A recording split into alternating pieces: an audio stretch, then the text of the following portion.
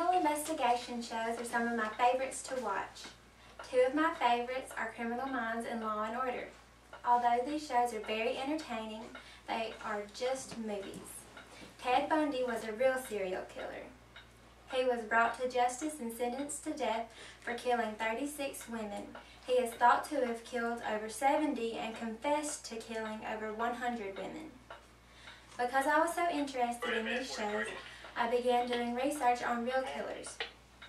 I read books from my high school library, watched documentaries, and did some online research. With the help of a few websites and a few Holmes online databases, I can tell you the story of Theodore Robert Bundy. Several things transpire from the time of Bundy's birth and execution. Ted Bundy had a troubling childhood, a complicated adult life, an array of brutal murders, time in and out of prison, and was eventually executed. Not unlike other serial killers, Bundy had a terrible childhood. He was born on November 24, 1946, in Burlington, Vermont. He was born at Elizabeth Lund's home for unwed mothers. He never knew who his father really was. He and his mother moved to Philadelphia with her parents, and he grew up believing that her parents were his parents and his mother was his older sister, although he would eventually discover the truth. Bundy began doing strange things. He was caught looking through windows at women undressing and rummaging through garbage cans.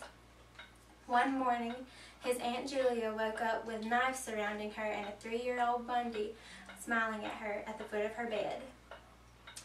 As Bundy transitioned from an adolescent to an adult, things began to change. He bounced around from college to college until he settled at the University of Washington State. It was here he found the love of his life, Stephanie Brooks, although he was not the love of her life. He also worked for a suicide hotline where he would meet Anne Rule, who would eventually write his biography, The Stranger Beside Me. Bundy proposed to Brooks in January of 1974, although she would decline. After she declined, his grades began to drop and he began skipping class. The first documented murder took place about 1 week after his relationship ended. According to Credo reference, 13 women were killed in Washington, 3 in Idaho, 3 in Oregon, and 2 in California. Ted transferred to Utah School of Law, where 8 murders in Utah and 4 in Colorado would follow. The police began noticing similarities in the murders. They were all white females with dark brown hair and a part right down the middle. But why the part? Ted's ex-girlfriend was a white female with dark brown hair and a part right down the middle. According to Credo reference, Bundy was arrested a year and a half after the murder started. He was stopped at a routine traffic stop where the police found a ski mask, handcuffs, a flashlight, and noticed the front passenger seat of his vehicle was missing.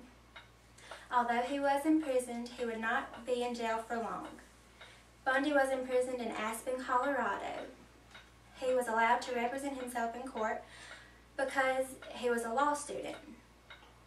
He asked for permission to use the courthouse library to study, and he jumped from a 2nd floor. There he fled to a cabin and stole a car, food, and a rifle. He was pulled over for driving a stolen car. This would not be his last escape. 7 years later, he would escape through the ceiling. He changed clothes in the janitor's room and walked through the front door of the jailhouse. After he escaped from jail, his need to kill grew stronger. He traveled from Colorado to Chicago to Florida, where he would take on the name Chris Hagen. He enjoyed walking around Florida State University to sit in on classes and listen to lectures. According to Crime Library, 5 women in the Chi Omega sorority house were assaulted. 2 were killed and 3 were severely injured. From there, he fled to a nearby duplex and severely injured a woman named Cheryl. Her neighbors notified the police because they heard loud noises.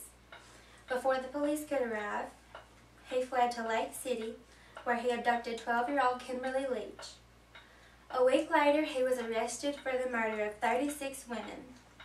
He would be later executed by means of an electric chair. As I close, I would like to remind you of Ted's troubling childhood, complicated adult life, brutal murders, time in and out of prison, and eventual execution. He knew what he did was wrong and said so in the National Review. Some believe he could have been kept alive for research purposes, but I believe he deserved to die in the electric chair as he did. Thank you.